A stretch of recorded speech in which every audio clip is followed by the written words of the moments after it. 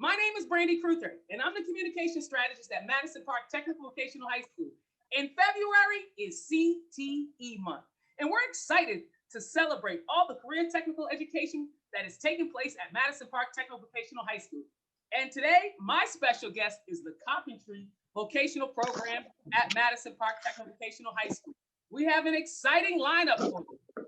George Bastista, Brandon Purcell, and Hector Casada, Miguel Priento, and Sarah is here. And we're going to tell you all about the Carpentry program. Welcome. How you guys doing today? Good. Good. Okay. Great.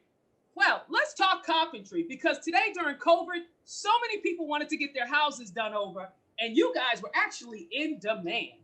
With that being said, could you tell us a little bit about the carpentry program at Madison Park Technical Vocational High School, George? Well, we do a lot of framing. We pretty much can do anything that we need to have done, even that anyone needs to have done. But we're a framing outfit, and we start with framing, and then we end up with finish. So we go get into pretty much rafters, concrete. We try to cover everything that is involved in a house and building a house, and then we try to cover a little bit of finish so that they have a little bit of experience in everything that takes to build a house. So as a freshman coming into Madison Park Technical Vocational High School, what can I expect? Well, that would be Brendan, because he does the freshman, but yeah, they would still learn a lot to work with all the machinery. But Brendan would actually answer that one better than I would, because he's a freshman teacher.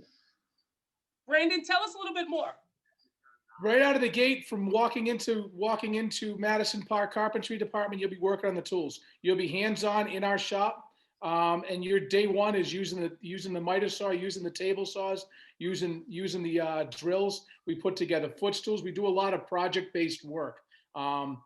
Tables, footstools. Eventually, you build up to chairs, and each project is done by the student. And then eventually we work into teamwork from there. We'll do picnic tables and stuff like that, where they use some of the portable power tools. It's hands-on project-based work. And within 10 minutes after a safety review, we get you working on the tools. So you're working hands-on, ready to go. We're looking for kids that are jumping up. If you've been told most of your life to sit down, now's your time to stand up and move around the shop. And when you speak carpentry, I know you speak wood, and we talked about framing. But what do the 11th and 12th graders learn? Well, 11th and 12th graders, we do authentic work. We actually go out to a job site and actually build a house from the ground up.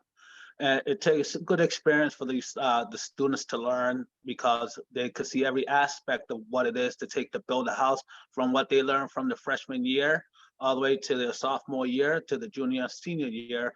Then that's when we transition to going outside. Authentic work. So when I come in as a freshman, I learn all the tools at first, and then I get into the framing and some of the other big pictures of that. So can you tell me about career opportunities? Well, that would be sophomore year. You got to talk about sophomore year, because sophomore year is the year that we start with concrete, and then we go into building sheds. We get into cutting rafters, doing the roofing, doing the siding, windows, doors, framing stairs. So sophomore year is the year that we actually cover as much as possible, so that junior and senior year, when they go out to authentic work, they can actually have some kind of experience in the shop before they get to junior and senior year. So what are the co-op likes and internships for the carpentry program? Well, there's a lot of opportunities for the students to get into the field. We work a lot with the unions, and we have a lot of union members that are willing to work with the students. 2 years prior, we had union carpenters come out and help the students build a house, work side by side. They talked about their experience in the carpentry, and as a student and as a journeyman, and also as well as an apprentice. So they got a double whammy on, just so that they know what to expect. What I'd like to ask, you guys have a lot of knowledge as carpentry professionals, but can you tell us a little bit about your industry experience? I know you're a teacher here, but where did you come from? Where did you get your experience from as educators? I've been in the field almost 20 years. Wood frame, my local 723 wood framers. Sorry, the sensor light went off. uh, 20 years in the field, you know, as a wood frame carpenter, helped rebuild my neighborhoods where I grew up, you know, and continued on. And my thing was to teach the students where I grew up, where they live in the same neighborhoods, you know, you can do this as well. Brandon? I worked for 25 years in residential construction. I started out kind of as a production framer and worked into custom framing luxury homes. Wow. And then I had my own company working remodeling, restoration, and repair construction. And George? Yeah, I've had over 40 years of experience in the field. I worked for several different companies. I worked for Anthony Nunes in Bristol. I worked for Kenneth Pacheco in Fall River. I worked for Tara Construction for like 27 years. I had my own business for 6+ years. Then the economy went south, so I lost that business. But then I ended up at Madison Park, and I've been here for about 5 years. So collectively, Miguel and Sarah, you guys have had the opportunity to be with such exciting, dynamic, and I should say well-experienced teachers. What have you learned in Madison Park's Carpentry vocational program? I have learned a lot. I've learned how to use tools that I would never have at home myself.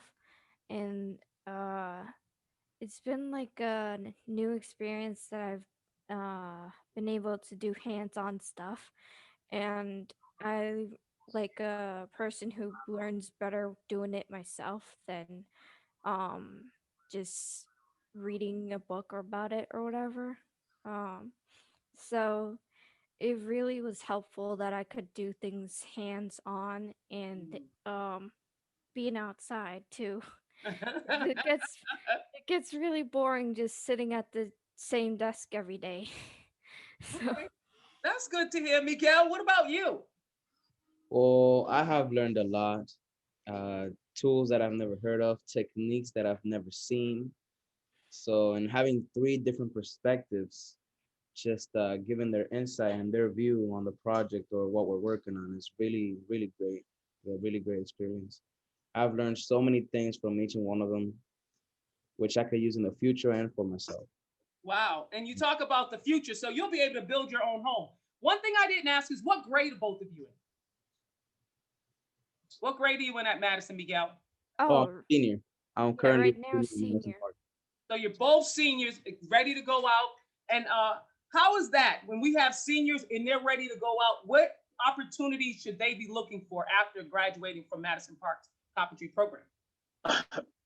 Right before they even graduate, about a month or 2 before they graduate, they're already being solicited by the Carpenters Union to come in as an apprentice. You know, they look at their qualifications, they look at what level they are, and you know, they mostly all get in right away.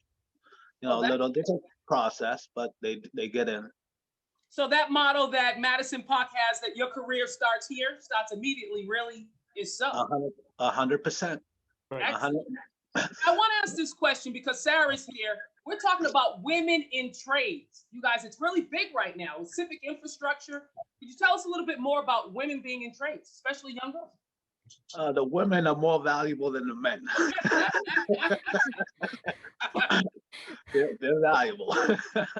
I mean, we try to get a lot of women into the trades because there's not a lot of women, and we would like, you know, a diverse diverse group of people in the construction field, you know.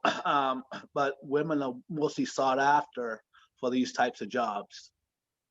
And what are some other pathways when you speak of I could graduate, but what are some other things I could do after graduation? Could I attend college? Could I continue to work on my skills? What are some other pathways? So We have a number of students going into, we also have, not everybody goes into carpentry. They also go into project management and architecture. And some people just want to learn the trades and be able to use those, and they can still go on to college college readiness. We have a number of opportunities from Mass Maritime, Benjamin Franklin, UMass Boston, all the UMass campuses and stuff like that. So, I mean, we have students that graduated Madison Park that are graduating college this year, and they graduate every year. I mean, we have people that went through the union program and ended up getting to project management there. I mean, the sky is really the limit. Anything that has to do with building, you could get into, whether it's design, architecture, project management, anything like that. And what are some credentials that I can expect from the program? Student expectations, like, so OSHA, like, what are some things that I would acquire during my 4 years there? Well, they'd get the OSHA 10. We don't really have too many other credentialing other than the OSHA 10 at this time, but we're working toward getting more credentialing, like drywall and stuff. That comes through the union. We could possibly get that before they graduate, just going through the union itself, because they will actually do a program with us. But we haven't gotten to that point yet. We talk about work readiness. And one of the things I know, being at Madison Park Technical Vocational High School, there's 5 core values that we mentioned, but professionalism is one. So when you guys get young people ready to go out and work in industry, what are the expectations when we speak about being work ready? The biggest thing for any job you go to, or any job, being on time, being ready, that's the core. On time, be ready to work. And your phone in your pocket. And your phone in your pocket? So they can't talk on the phone like that, no? No, not when they're working.